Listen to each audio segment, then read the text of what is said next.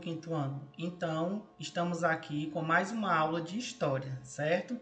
O nosso tema de hoje é a cidadania ao longo do tempo, certo? Então, nós vamos ver como ocorreu, qual foi a trajetória dessa luta, né, pela cidadania ao longo do tempo, certo? Então, os seres humanos, eles estabelecem direitos e deveres ao viverem em sociedade, certo? Então, entendemos que para vivermos em sociedades, como cidadão, eu preciso exercer os meus direitos, porém, também eu tenho os meus deveres. Então, é uma via de mão dupla, tá certo? Então, se eu tenho direito, eu também tenho meus deveres. Então, organizando-se politicamente, as relações entre as pessoas e o Estado, quando uma pessoa exige os seus direitos e cumpre os seus deveres, ela está exercendo a sua cidadania. Então, nós podemos perceber que os seres humanos estabelecem direitos e deveres, e quando um cidadão exige os seus direitos, porém que ele cumpre também com seus deveres, ele está exercendo a cidadania. No presente, na maioria dos países, todos são considerados cidadãos, mas nem sempre foi assim. Então, assim, nós podemos perceber que hoje, na nossa realidade atual, todas as pessoas, em todos os países, na maioria, são considerados cidadãos, mas nem sempre foi assim, certo? O conceito de cidadania mudou ao longo do tempo e também quem tinha direito a ela. Acredita-se que o conceito de cidadania surgiu em Atenas, na Grécia Antiga, lá há mais de 2.500 anos.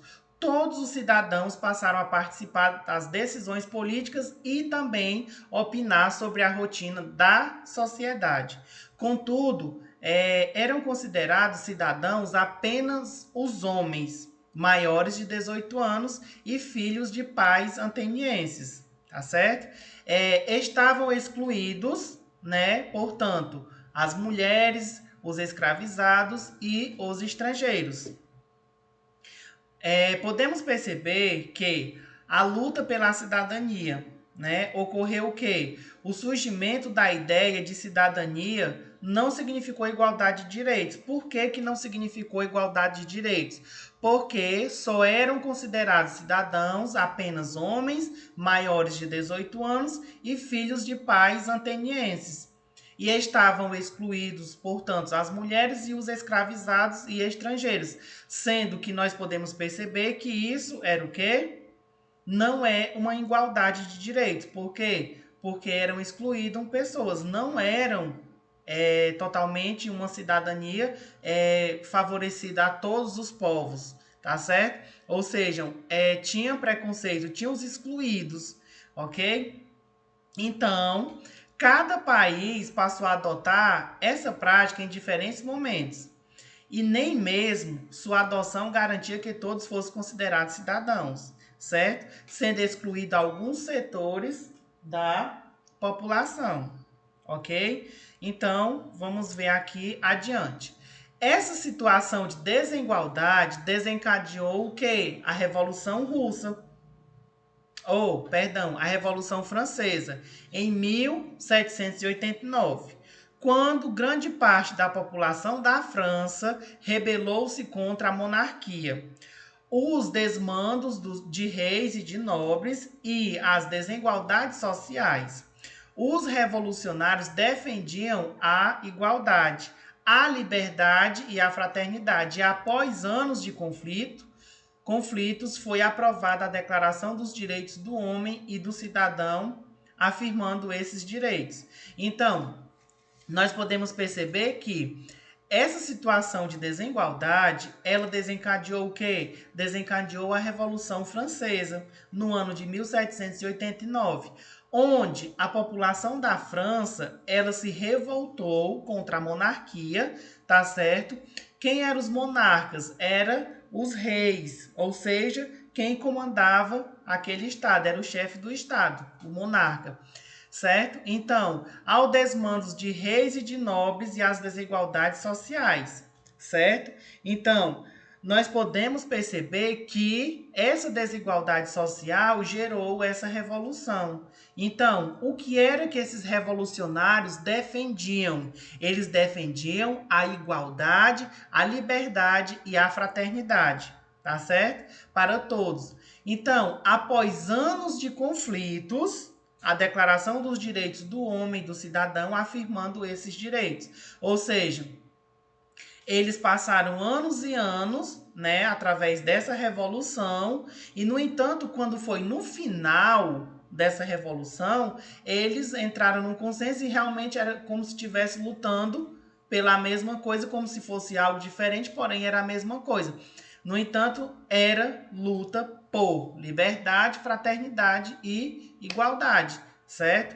Então, essa é a Declaração dos Direitos do Homem e do Cidadão, que foram afirmados esses direitos posteriormente, né? Lutaram anos e anos reivindicando esses direitos. No final, eles aderiram essa questão da igualdade, a liberdade e a fraternidade, certo? Por fim, os ideais da Revolução Francesa influenciaram outros países e incentivaram a luta pelo fim da escravidão de pessoas. Contudo, as conquistas da Revolução não foram iguais para todos. Por exemplo, as mulheres continuaram a lutar por seu direito à cidadania, que não foi garantida a elas, certo? Então, uma das formas de exercer a cidadania é por meio de quê? Por meio do voto.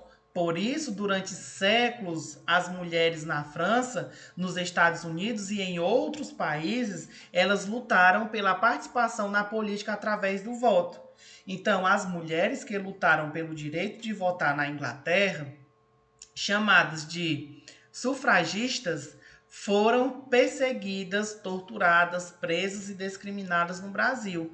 As mulheres puderam votar somente em 1932 e em 1988 a Constituição brasileira garantiu a cidadania a todos os brasileiros, tá certo? Então, como nós podemos perceber que uma das formas de exercer a cidadania é por meio do direito de votar. Por isso, durante séculos, as mulheres lutaram, certo, na França, nos Estados Unidos e em outros países para conquistar esse direito, tá certo? Onde elas eram excluídas. Então, nós podemos perceber que a mulher passou a lutar pelos seus direitos, certo? Nós podemos perceber que hoje ela já tem o seu espaço na sociedade de destaque, realiza trabalhos que os homens também realizam, trabalhos que antigamente não podiam, certo? Então, ela lutou, a mulher lutou para conquistar o seu espaço na sociedade, ou seja, um direito que é seu, de igual para igual, tá certo? Então, essa questão da exclusão, como tinha anteriormente, que elas eram proibidas de lutar pelos seus direitos, enfim, de não ter direito, elas eram excluídas, assim como pessoas escravizadas, enfim, conseguiram conquistar o seu espaço na sociedade, tá certo? Então, elas passaram a votar somente em 1932 e quando foi em 1988, a Constituição brasileira garantiu a cidadania a todos os brasileiros, tá certo? Então, nós podemos ver nessa imagem, analisar que por décadas as mulheres lutaram pelo direito de se candidatarem a cargos políticos no Brasil. Então, Luísa Alzira Soriano Teixeira foi a primeira mulher a ser eleita no Brasil, certo? Então, na América Latina, assumindo o cargo de prefeita da cidade de Lages, no estado do Rio Grande do Norte, em 1929, certo? Então, nós podemos ver a questão da luta pela cidadania que as mulheres conseguiram e conseguiram adentrar na política, conquistando o seu espaço na sociedade. Então, turminha, essa foi mais a nossa aula de hoje. Até a próxima. Tchau, tchau.